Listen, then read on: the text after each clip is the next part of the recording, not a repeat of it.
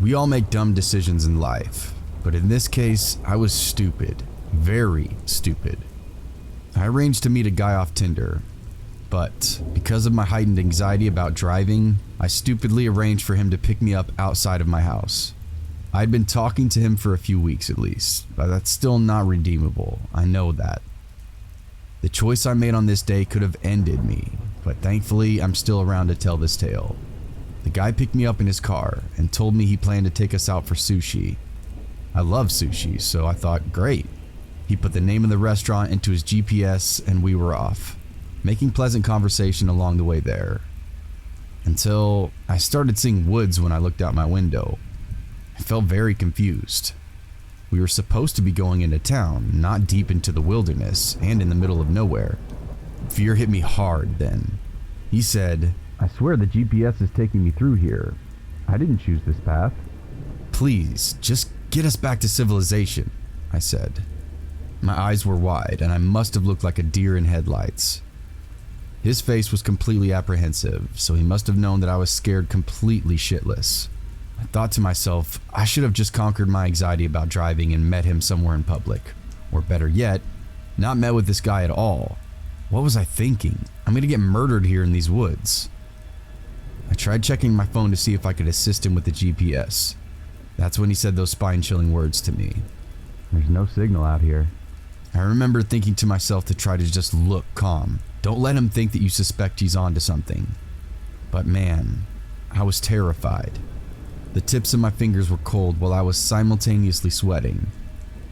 If he was gonna kill me, part of me wanted him to just get it over with so I wouldn't be left with any of this anticipation. His forehead was sweating and he just kept saying, I swear I'm not doing this. I'm trying to get us back en route to the sushi place. I responded with, I don't care about sushi anymore. Just get us to a gas station. Anywhere with people at this point. He then said, I don't have a shovel or weapon in my trunk or anything if that's what you're thinking. Which obviously did little to calm my nerves.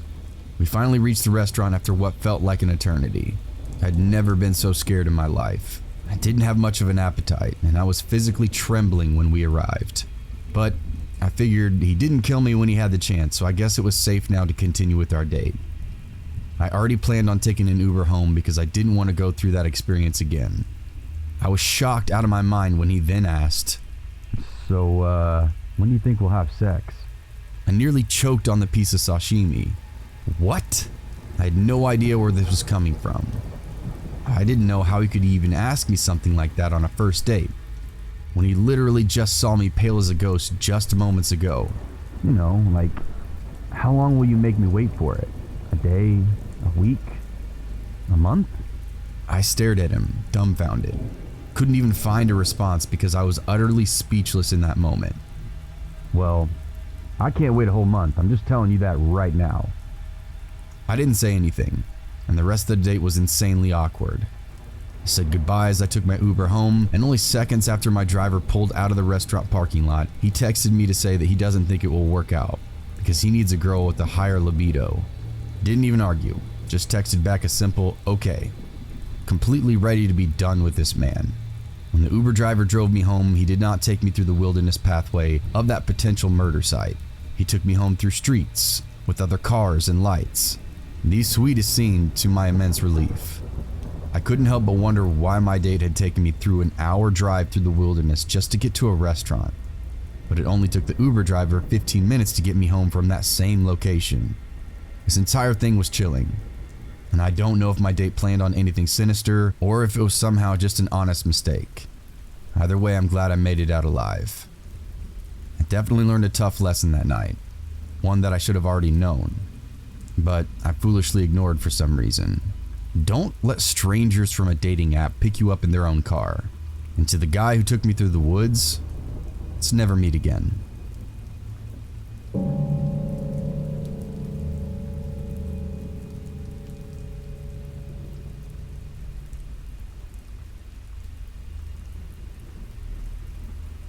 I used to work on the north slope of Alaska in the oil industry. The work we were doing required us to travel far out into the Alaska Petroleum Reserve. which is basically just untamed tundra wilderness for hundreds of miles.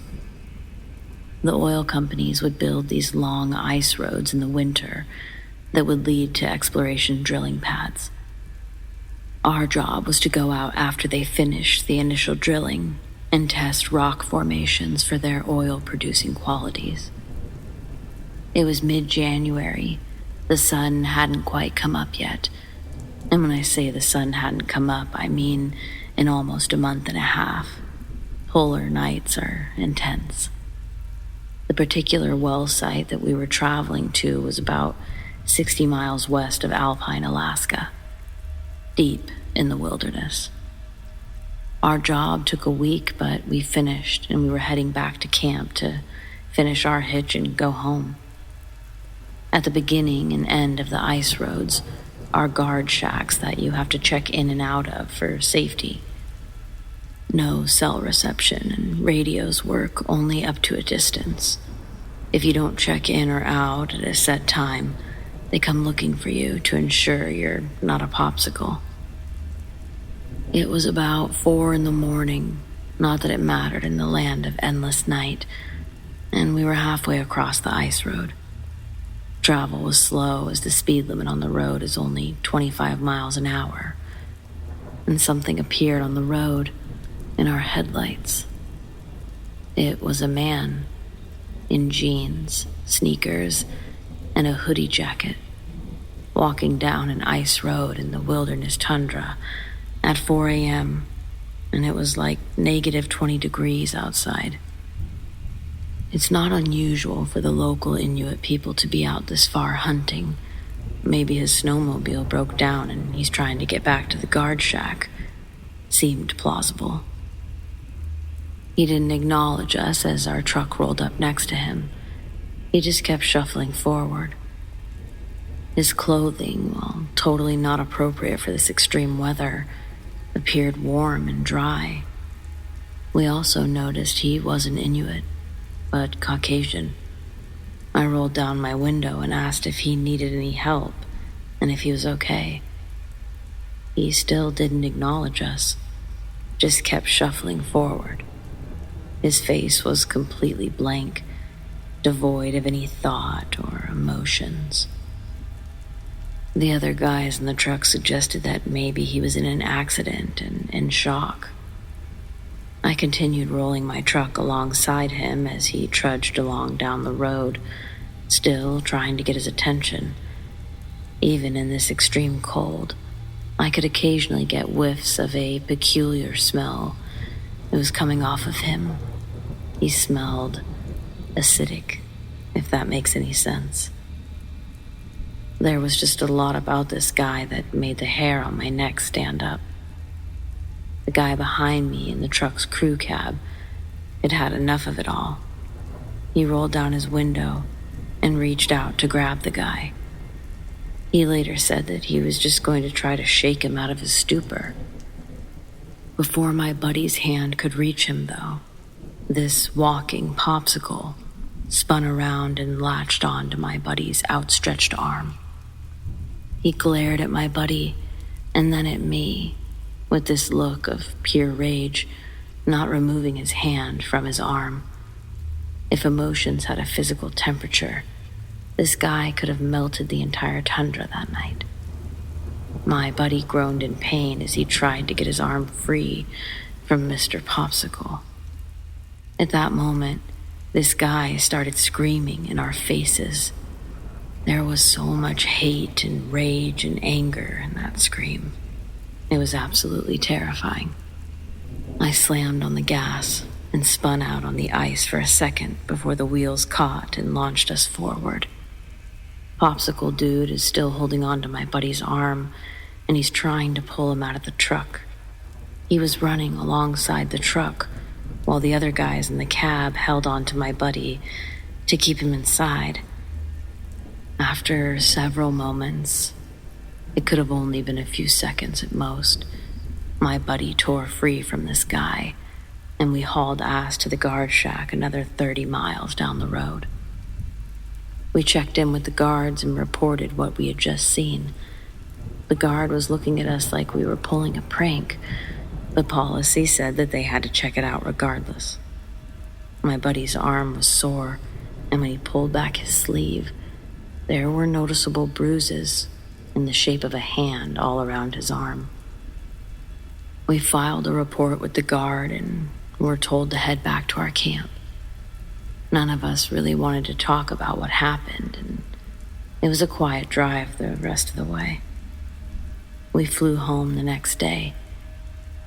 The next time we saw the guard at the shack, we asked him if they saw Mr. Popsicle on their patrol. He told us they searched up and down that ice road for 12 hours, and they saw nothing. Not even tracks in the snow leading off the road. He told us it was a good prank, and that he'd get us back for making him waste a shift driving around. But it wasn't a prank. Who would make up a story like that? And who would be willing to bruise their own arm for a dumb prank? We never got a satisfying answer to what happened that evening. I still wonder about that dude, if he even was a dude. The Alaskan tundra is a weird place, and that was just one of my many weird stories from my time up there. I'll work on writing down more of my experiences and share them to the appropriate subs.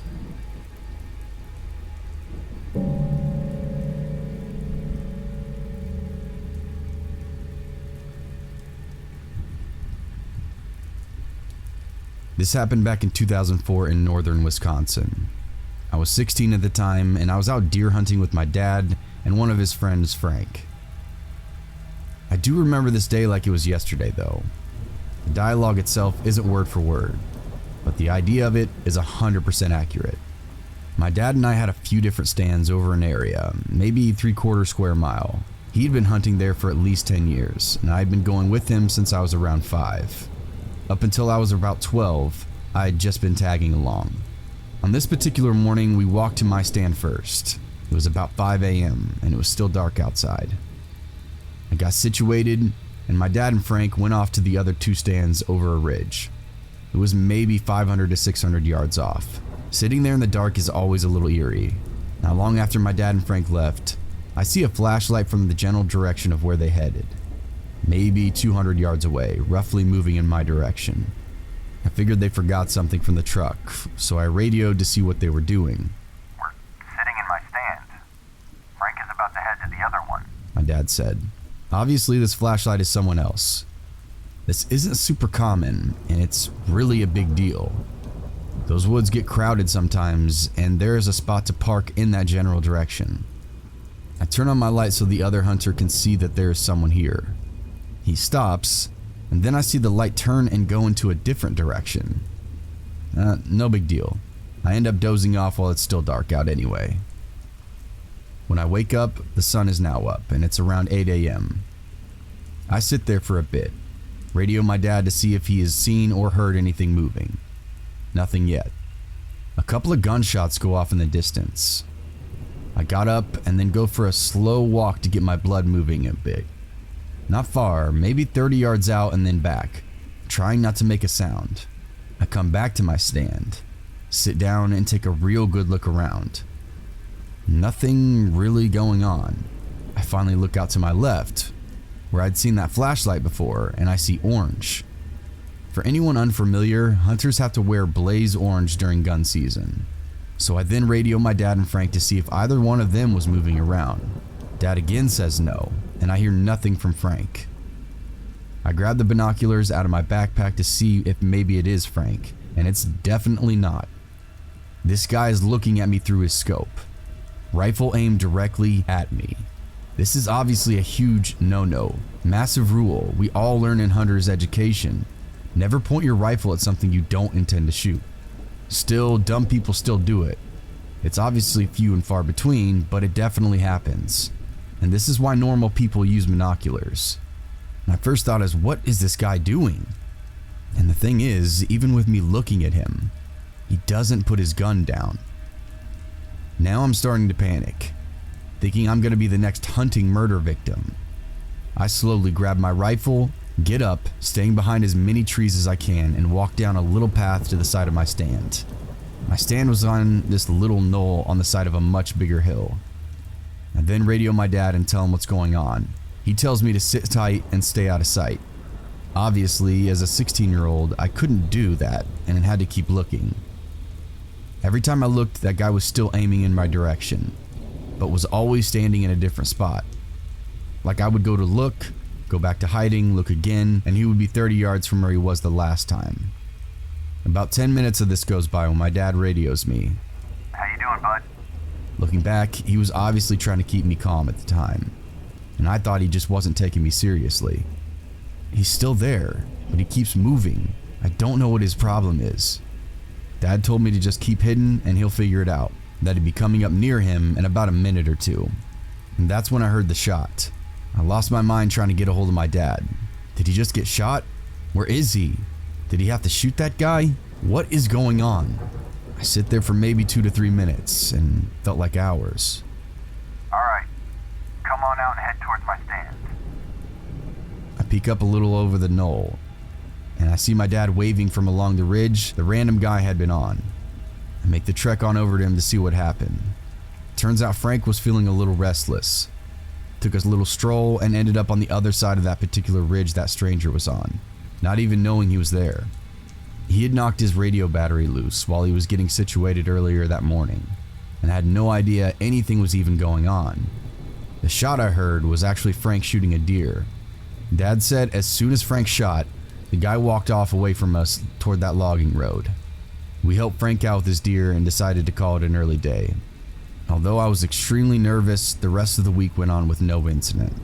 So to the dumbass stranger in the woods with absolutely no common sense, to never ever meet again.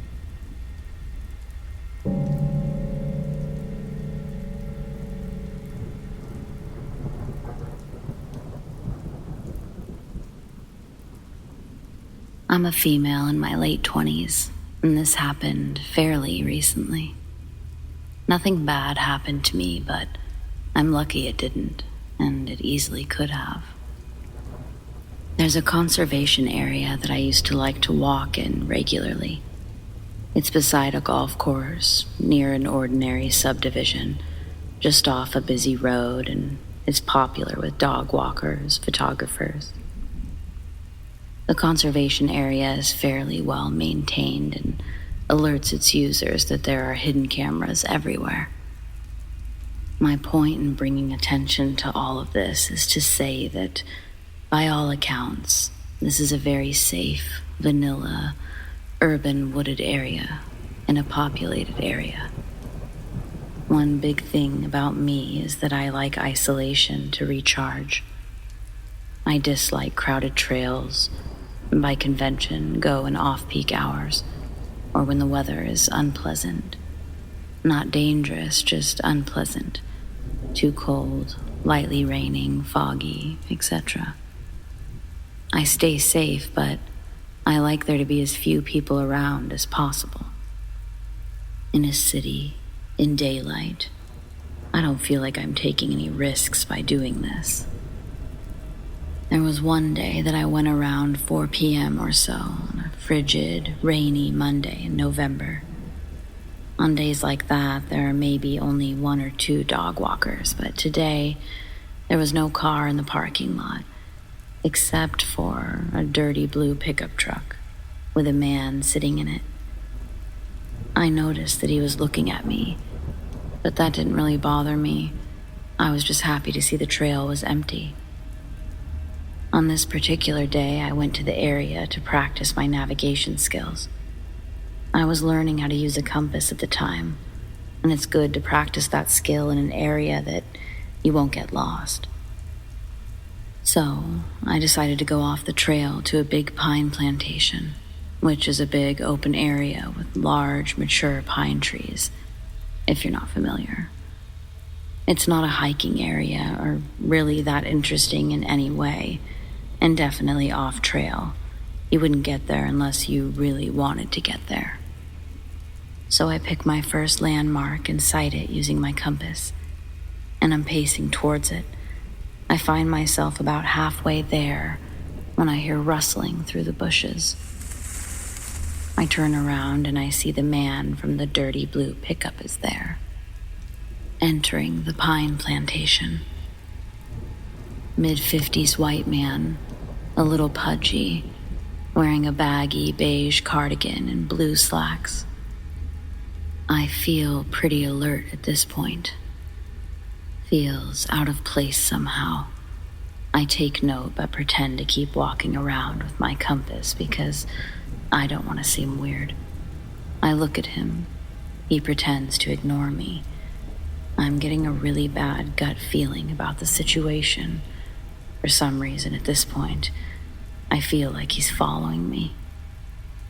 But I have an anxiety disorder, so I try not to freak out for zero reason. And I don't want to ruin my relaxation time. It's just a guy walking around. No big deal. To see if he's following me, I pivot 180 degrees and I walk directly towards the trail again. He's still following me. I walk through the bushes onto the trail, still following me. At this point, I was freaked out. The pine plantation entrance is only about 50 feet on the trail, so this guy would have walked 50 feet, entered the pine plantation, then decided that was it for the day. Bad odds. Definitely following me. I quickly exit the trail, and when I'm leaving the parking lot, I see that he's still looking at me. I take the long way home. The experience freaks me out, and I only visit the area once before the second encounter. This time, it was January. I wanted to go bird watching. A week prior, I'd seen an owl in the same pine plantation. I was practicing navigation again, and I wanted to see it again. I'd seen it about an hour before sundown, so I figured that was a good time to try to see it again in the same area. I checked the parking lot, and there was no blue pickup truck, but there were 2 other cars with men. One was a red sedan with heavily tinted windows, and it looked like the other one was empty. So I go on the trail again. Today is muddy, wet, cold. Area should be totally empty. Good. Unfortunately, not so. About 20 feet on the trail, I hear footsteps behind me. I don't like when people walk behind me, but it's not a crime, and I'll lose them soon when I go to the pine plantation. I'm sure you know where this is going. When I walk on the pine plantation, there's the same rustling of the bushes as before, and when I turn around, I see the same man from before. I feel a wave of terror and dread overcome me, alone in a muddy forest with a possible stalker. But it's still so calm, and it feels so mundane. To confirm my fears, I walk over to the area where I saw the owl last week, and I pause to look for it. Who do I see next to me? The same freaking guy from before. I'm terrified at this point, and every part of me is screaming, "Run." So I walk as fast as I can to the trail again. I pass some other random guy in the same pine plantation, and I smile at him, just totally on autopilot. He smiles back. It wasn't until I was in the parking lot that I get freaked out that there was a second person in the same pine plantation. Could they have been connected somehow? I stop briefly in the parking lot and take out a small notepad to quickly write down the license plates of the 2 cars. This gives the original man time to catch up to the parking lot. I'm booking it now, on foot, out of the parking lot, and he yells towards me, "Can I give you a ride?" And I just shake my head and keep walking. As I walk away, he begins to follow me in his car. He waits at the intersection to see which direction I'm going in, and I decide to walk in a busy park to lose him. He pulls into a nearby hidden driveway and stares at me, and he takes out his phone to presumably take a photo of me. He notes what direction I'm walking in, then does a U-turn and drives fast the other way. Conclusion: I took the long way home, filled out a police report, and the police opened an investigation on it. I have not gone back to the conservation area since, and the experience has definitely left me with an ongoing nervousness about being alone. Doubly, more because I don't know who the second guy is. I passed him so quickly, I only know that he was in his mid-50s and had glasses and was bald. The police unfortunately told me that there's nothing they can really do at this point. So the best I can do is stay vigilant and try not to let it freak me out too much. Unfortunately, this has totally ruined my love for going out into the wilderness alone. Nothing bad happened, but I think that was more because I was able to escape and lose him or them before anything did happen.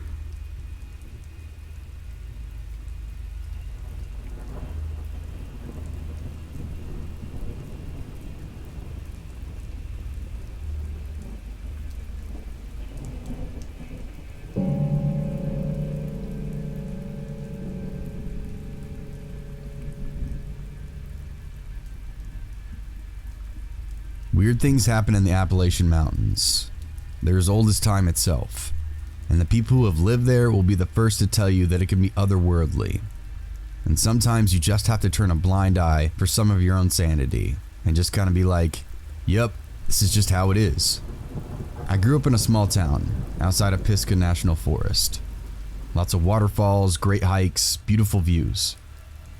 It's an amazing place to be, especially during the summer. But what happened to me was in the dead of winter, when I was around 17. Before I write all this, let me preface it by saying that at the time, I had just gotten my very first prescription for glasses, and was still not used to keeping them on 24/7. Although my vision was a bit blurry, I know something was there with me the day this happened. So when I was 17, I decided to do my senior project on nature photography. And what better place to take some photos than the forest? So I asked my mother if she'd drive me to Pisgah and let me take those pictures as we winded through the woods. It was winter, so the trees were bare and the sky was gray. It was still a fairly pretty day, and I just wanted some pictures of the local flora. So my mom pulls over to let me walk down a trail I'd been down 100 times. After a short little walk through the woods, you'd end up on the riverbank. And the way the bank curved, you could walk along the little stony shore a little ways past the trail. Mind you, I was wearing a bright orange raincoat, so I was incredibly visible. I'm crouching down to take a picture of a cool little railroad spike that had been sticking out of the earth for years. And all of a sudden, I realize there's no noise. Like, scarily silent. No birds chirping, no nature sounds, nothing. It's like I didn't even hear the sound of water flowing. As this is happening, I suddenly realize exactly how visible and vulnerable I am. If you've ever experienced that primal sort of fear, and you know what I mean, it was like alarm bells went off in my head going, danger, danger, as I'm sitting there with this feeling washed completely over me. I start to hear crunching of footsteps. Again, all the trees were bare, so there really wasn't any foliage to block any of my view. I hear these footsteps that sound like 2 feet get closer and closer to the river on the opposite side of the bank. I'm watching it very closely. I couldn't move. Whatever I saw was all gray and definitely not a human, but tall and appeared to be on 2 legs. It was getting closer and closer. And right as it was about to reach the riverbank, I snapped out of that trance and turned and hightailed it back. I have never been more scared or ran that fast in my life. I booked it back to my mom's car and was obviously out of breath. As she's asking me what happened? After I explained to her, she looked very worried and said, while I'd been down the trail, she got this weird sudden fear that something was wrong. and was actually about to come find me when I ran back. We left after that, and to this day, sometimes we will talk about it, but we still have no real explanation. I told my boyfriend the story, and he insists it could have been a skinwalker. I have no idea what it was, and although I wish I'd gotten a better look, I'm also glad I ran away when I did. Has anyone experienced anything like this in a similar area? Or anywhere, for that general matter?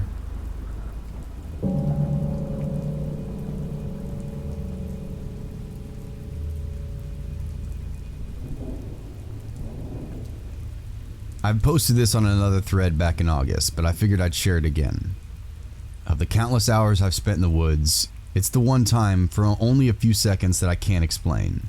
I distance hike when I can, and sometimes this means getting up early or staying out late to get as many miles in as possible.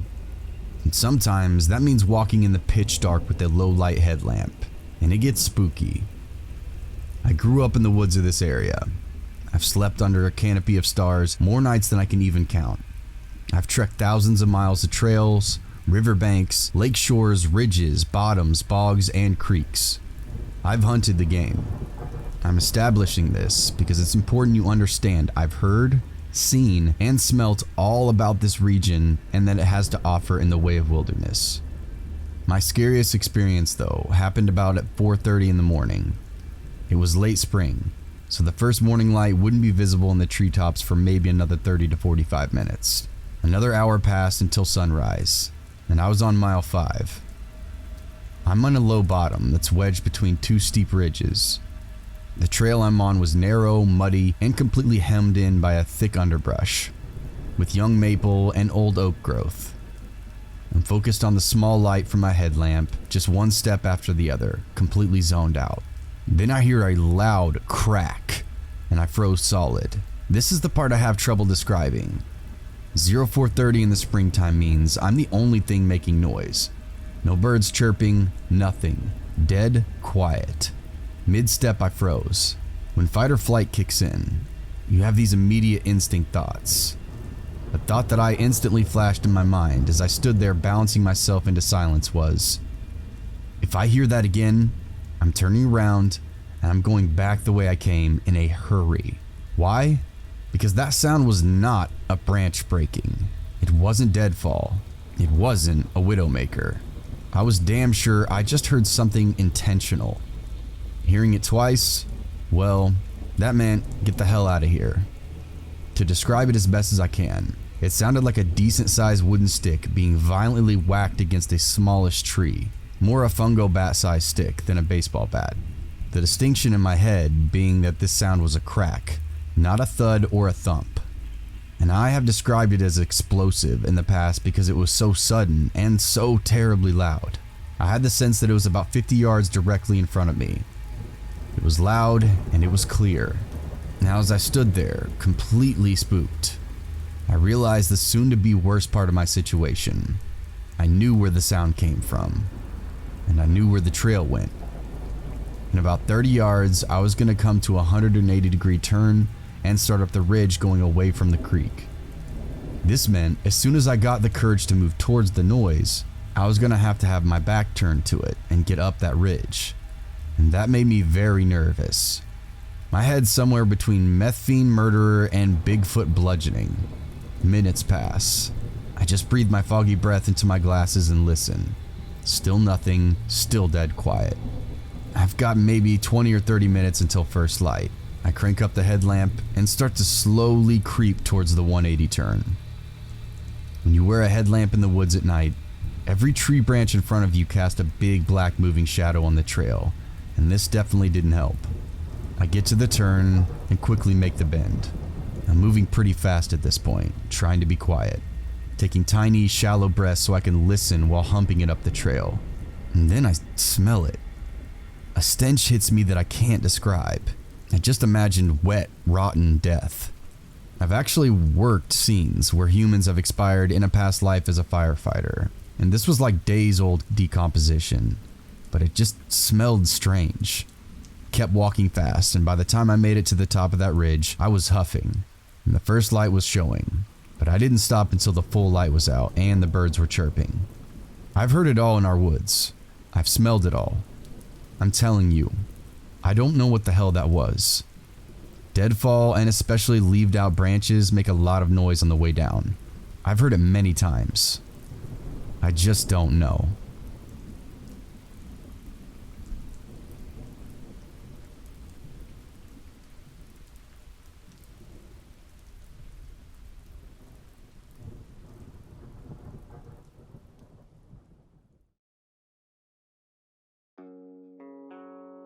Thanks for listening if you stuck around to this point.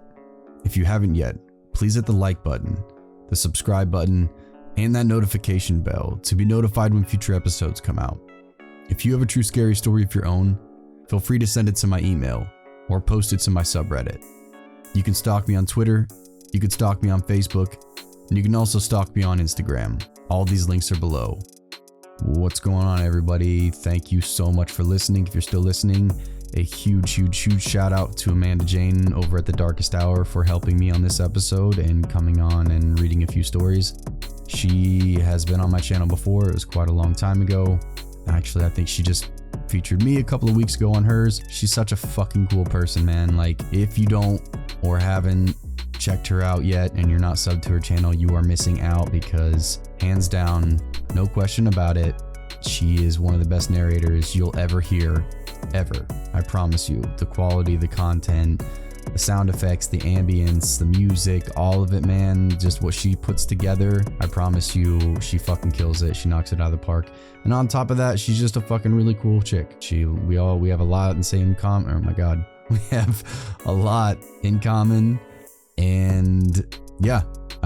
What are you waiting for? Go check her out right now if for some ungodly reason you're not. So Amanda, thank you so much for coming on. You're the best. Outside of that, I apologize for not dropping this episode last week. Work got wild. Like, if you follow along with me at all at the end of these episodes, that's kind of how it's been. So unfortunately, I had to wait another week to get this out there, but it's a little bit longer again, so hopefully that makes up for it. And drop in the comments section below what you want to hear next, because I'm not exactly sure what I'm going to be doing next. And thank you so much again to anyone dropping comments, especially in that last one. You know, I read some good ones, most of them, all of them really, that were really nice. And I don't know, makes me feel good that what I'm putting out here and the content I'm putting out here is decent enough, at least for this small viewership that I have, that you guys enjoy it. So I appreciate every single one of you, and I'll see you guys in the next one. Cheers.